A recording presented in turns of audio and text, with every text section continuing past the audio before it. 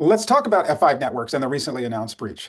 This is bad news, but the good news is that you don't have to panic, even if you're an F5 customer. So the bottom line of this is that F5 was breached by a nation state, very sophisticated actor, threat actor. They got into the F5 network and they had access to the source code as well as other internal documents, including information about undisclosed vulnerabilities for the big IP, their big IP platform.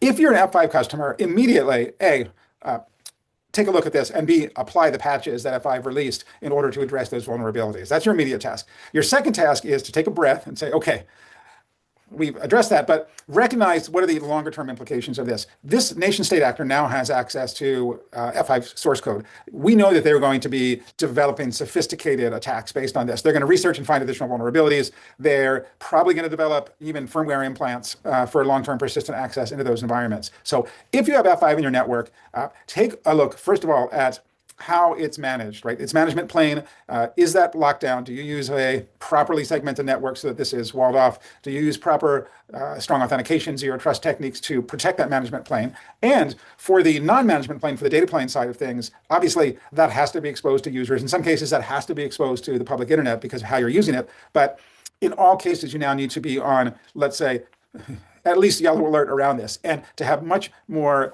much deeper telemetry and monitoring and logging around what's going on with those devices, because we have to fully expect that in some number of months, there will be new attacks developed by this nation state actor that take advantage of what are essentially going to be zero-day vulnerabilities in the F5 platform.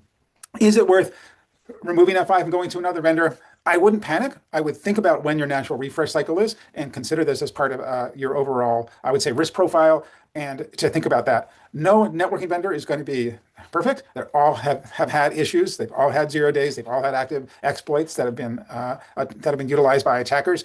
F5 is the only one that we know of that has had its source code compromised in this case. So take that into consideration. Absolutely do the things that we mentioned. If you're an F5 customer, apply the patches right away and immediately begin thinking about and putting in place better controls around the management plane, as well as much more intense monitoring of the data plane.